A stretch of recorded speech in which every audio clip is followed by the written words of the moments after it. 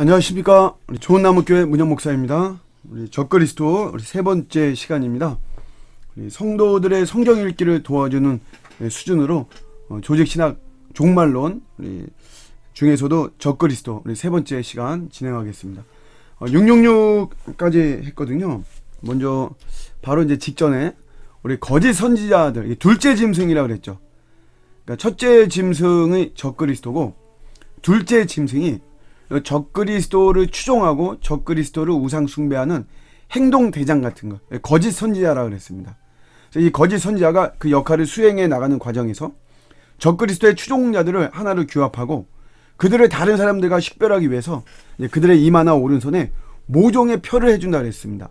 근데 그게 이제 666이다라고 하는 것입니다. 계시록 13장 우리 16절과 18절인데요. 뭐 같이 한번 읽으면 좋을 것 같아요. 그가 모든 자, 곧 작은 자나 큰 자나 부자나 가난한 자나 자유인이나 종들에게 그 오른손에나 이마에 표를 받게 하고 누구든지 이 표를 가진 자 외에는 매매를 못하게 하니 이 표는 곧 짐승의 이름이나 그 이름의 수라. 지혜가 여기 있으니 총명한 자는 그 짐승의 수를 세어보라. 그것은 사람의 수니 그의 수가 666이니라. 여기 요한계시록 13장에 여기서 666 이렇게 나오는 것입니다. 여러분 이 짐승의 표 666은 단순히 연속된 아라비아 숫자가 아니고요. 요게 이제 그 적그리스도의 이름에서 그 이름의 철자 각각의 수치를 전부 합산한 상징적인 숫자일 뿐입니다. 그러니까 숫자는 이렇게 나온 거고 우리 이 적그리스도 요게 이제 적대 개념도 있지만 모방의 개념도 있다 그랬잖아요. 그래서 하나님의 수는 7이죠. 완전수가 이제 7인데, 그러니까 그 7이 3개면 777이 이게 완전히 완전한 우리 하나님의 어떤 수를 상징하는 것인데 거기에 이제 모방은 하지만 못 미치는 거죠. 그래서 이게 이제 666이다. 요렇게. 그래서 이제 이것은 이 합산된 숫자는 이제 적그리스도를 의미하는 일종의 암호 내지는 비밀 수치인 것입니다. 이게 666이. 요게 이제 어떤 사람들 어떤 이 이마나 오른손에 표를 받게 한다. 그러니까 이런 거만 받으면 안 된다. 이렇게 막 이야기를 하고 막 그러죠. 근데 우리가 이제 이 계시록 7장에 보면 하나님의 종들이 이마에 인을 친다 그러죠. 그러니까 인을 친다는 말, 도장인데 이거는 결국 소유를 말하고 보호의 대상이다라는 거죠. 내가 어떤 건물에 계약을 하면서 도장을 찍으면 결국 그 건물은 내 소유다라고 하는 것이고 나는 내 건물에 대해서 철저하게 내가 보호하죠. 그런 의미로 우리가 인을 친다 이렇게 하는데 그때도 요한계시록 7장에는 이마에 그 인을 친다 그러거든요. 이마에. 여기서 이제 말하는 것은 뭐냐면 이제 표면적으로는 잘 보이는 것이죠. 저도 지금 이제 이마가 아마 여러분 잘 보일 거예요. 머리가 예전에 비해서 많이 좀 이렇게 사라져가지고 증발이 돼가지고 이렇게 이마가 훤하고. 그러니까 이마라고 하는 것은 이렇게 사람이 잘 보인다는 거죠. 잘 보이는 그런 곳이고 도장을 받는 터로 이야기가 되는 것이지만 실제적으로는 어떤 그 심령을 말하는 거죠. 우리 심령과 우리 마음에 대한 어떤 상징적인 것을 이마에 인을 친다. 여기도 마찬가지로 오른손과 그래서 이마에 666 표를 받으면 안 된다. 바코드를 우리 받으면 안 된다. 이제 이런 식으로 이렇게 좀 오버한다라고 이렇게 보면 좋을 것 같고요.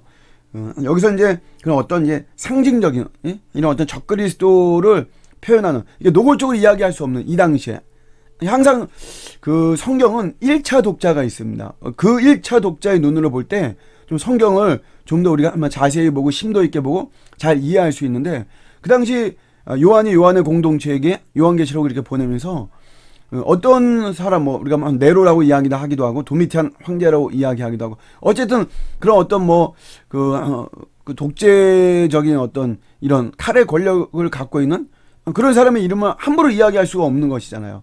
그래서 이제 그런 어떤 상징적인 이름으로 우리가 666 여기 적그리스도의 어떤 그 이름을 이야기하는 것이지 그래서 꼭 어떤 이마에 받으면 안 된다. 베리치 받으면 안 된다. 이런 것은 이제 아닌 것이에요.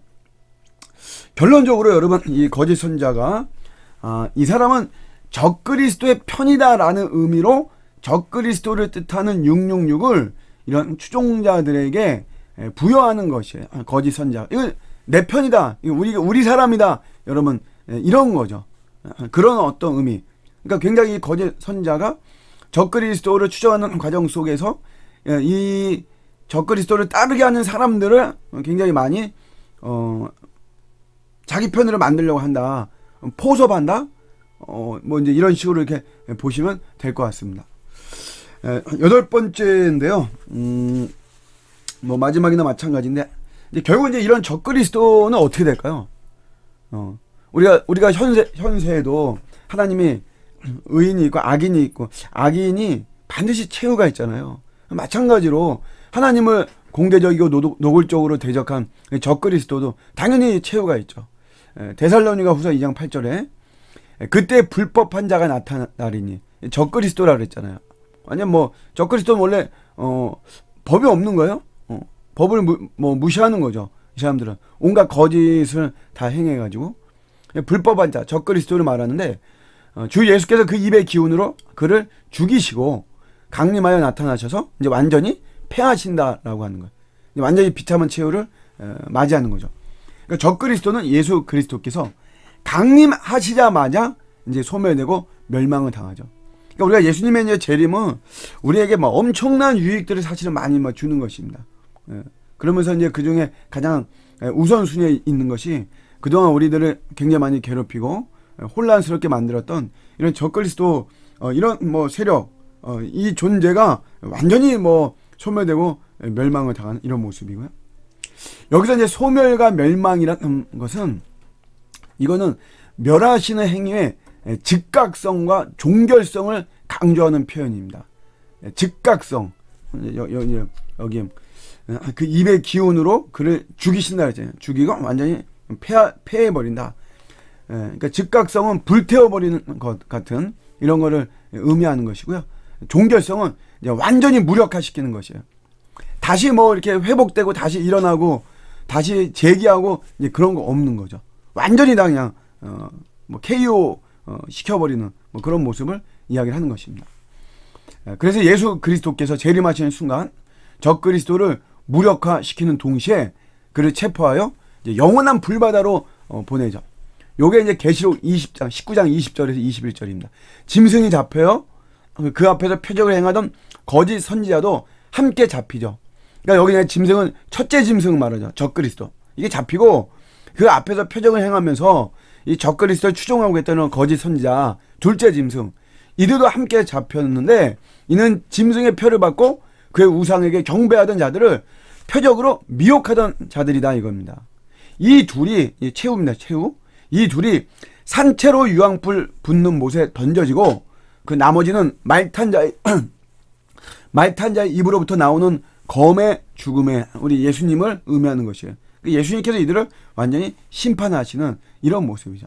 계시록에 명백히 나와 있는 거예요. 그러니까 적그리스도가 굉장히 뭐 어떤 뭐 능력과 어떤 표적과 굉장히 뭐 파워 있게 이렇게 보이고 그래도 나중에 결국은 이들은 최종 실패, 최후 실패 당할 수밖에 없는 것이고 반대로 적그리스도의 핍박을 받았던 우리 그리스도인들, 온전한 그리스도인들 이들이 아무리 핍박과 박해를 많이 받아도 결국은 최후 승리, 최종 승리하는 이런 우리 모습이 되어지는 것입니다. 이런 우리 주님의 약속이 우리들에게는 엄연한 소망이고 희망이 되어지는 것이죠. 결론을 내릴게요.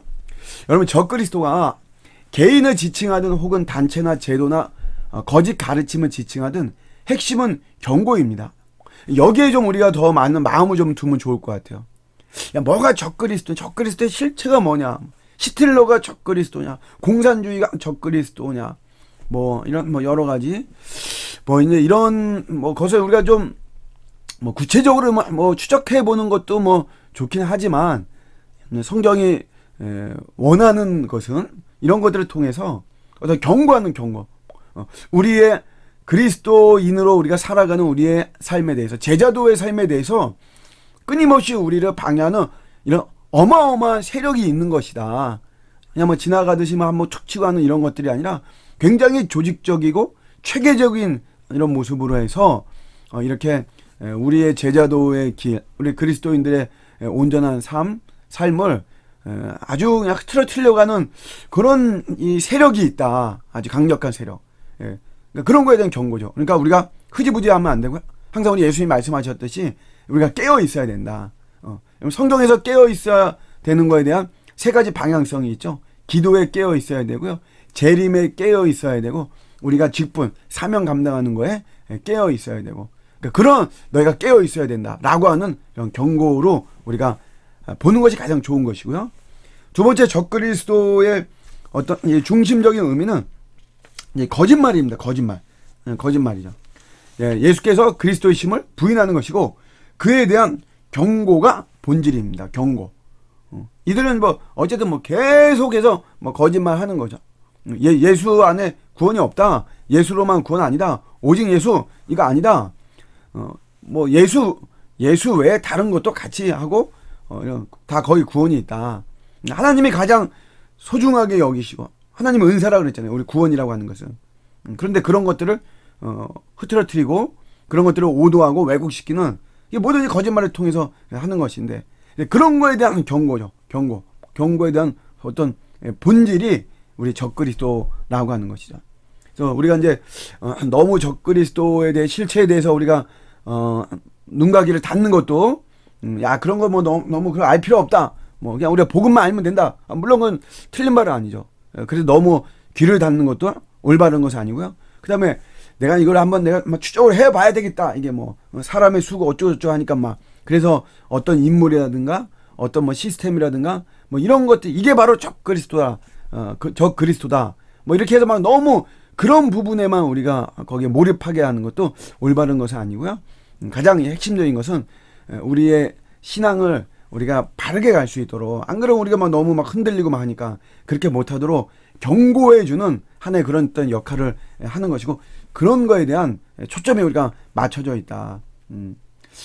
그지만 굉장한 어떤 파워를 가지고 있고, 하나님은 강력하게 대적하는 거니까. 우리가 이제 그런 것들에 맞서서 우리가 오히려 더 온전한 제자도의 길, 또 복음 전파의 길, 세계 복음화의 길, 이 길을 가는 것이 이게 올바른 것입니다. 네, 오늘은 여기까지 하겠습니다. 네, 감사합니다.